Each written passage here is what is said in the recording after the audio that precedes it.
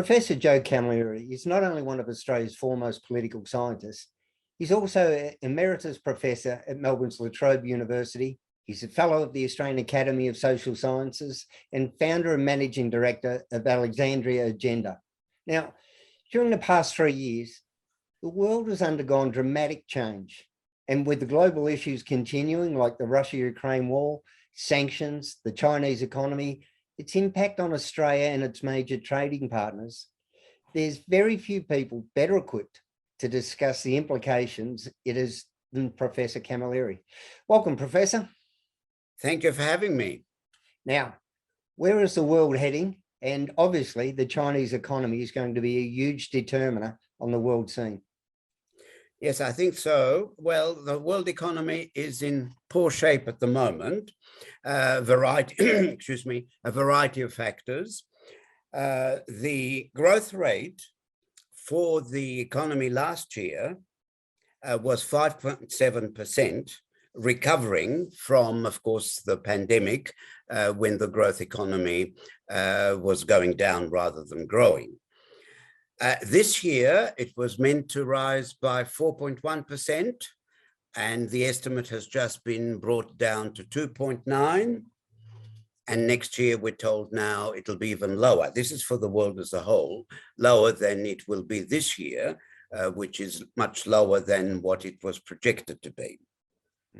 So we're having, I think, a global economy in which we're having very substantial disruption of trade and investment. Demand in many areas is stagnant. And if we're thinking of the developing economies, and we should, because they matter a great deal to Australia, given that they are neighbors in Southeast Asia, South Asia, and neighbors in the Pacific.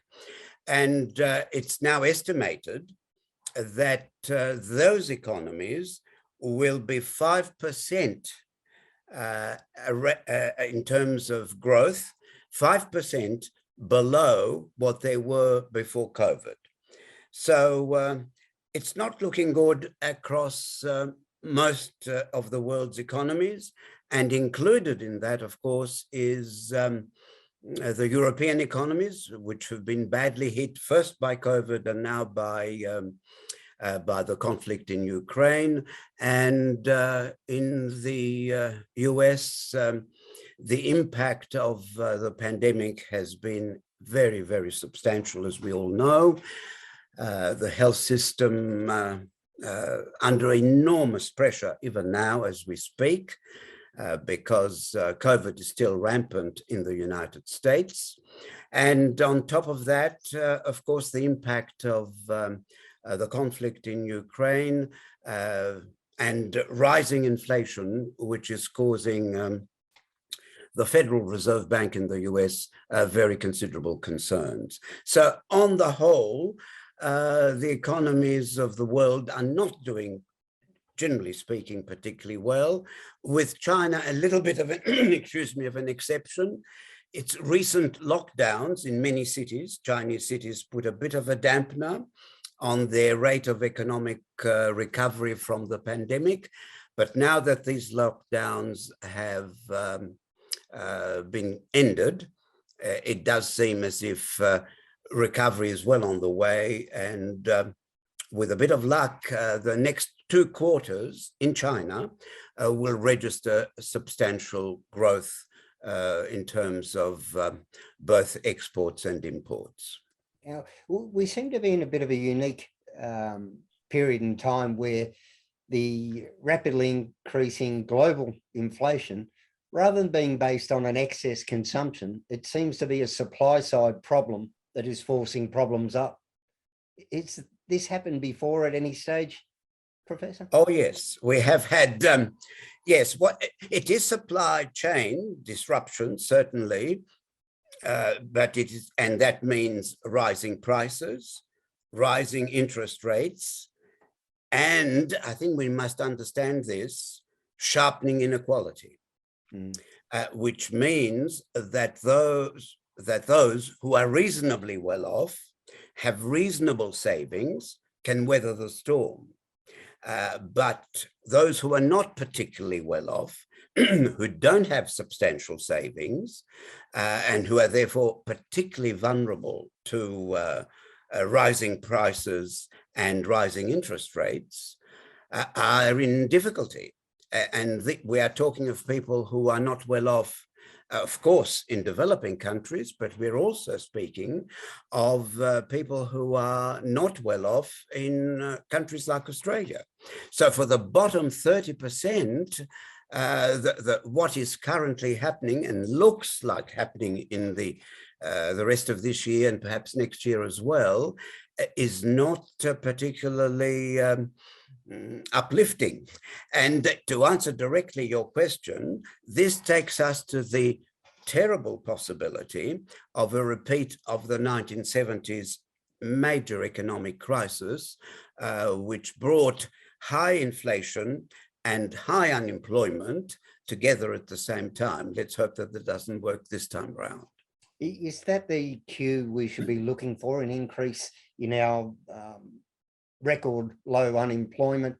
When we see that to creep up, would that be where the warning bells and alarms should start? Yes, I think then that we would be in deep trouble. In other words, we would have rising interest rates, rising prices, and if there were to be a rising unemployment, that means stagflation, and that brings us to the 1970s economic crisis, which saw many governments fall because they weren't able to deal with the economy at the time, not least the Whitlam government of the time in Australia.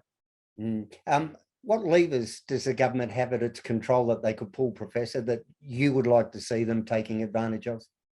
Well, I think we're suffering, and Professor Stiglitz, one of the foremost economists in the world today, I think has put his finger on a very important issue. And that is, for the last 30 or 40 years, governments have by and large let go of significant regulation levers at their disposal. And what that means is that they're not prepared, they're not equipped as they ought to be to deal with major crises when these crises emerge. In other words, they are not able to ensure the resilience of the economy. Now, we are seeing what some people interpret as a result, to some extent, of the COVID pandemic. We are seeing a process of deglobalization. In other words, national economies having to take greater responsibility of what happens inside their jurisdictions. But unfortunately, governments are not as well placed as they ought to be, and they will have to take, therefore, very important decisions to try and bring the national economy under greater control and not to leave it to the market to make all the decisions, because in these situations of crises, the decisions made by those in the marketplace may not be the best decisions for the economy as a whole. Could this be a great reset for the concept of globalisation? Professor, do you think? I remember my partner's from South Africa, and South Africa was at its richest during its isolation from the rest of the world because it had to source and produce its own products. Could this be a rethink for globalisation? Well, I think there is a rethink going on. Not that we are less interdependent than we used to be, but that we can't let unregulated globalization just run amok. We can't do that. So, yes, we continue to be interdependent. Trade will continue to be very important. Flows of technology and finance will continue to be important on a global scale between national economies.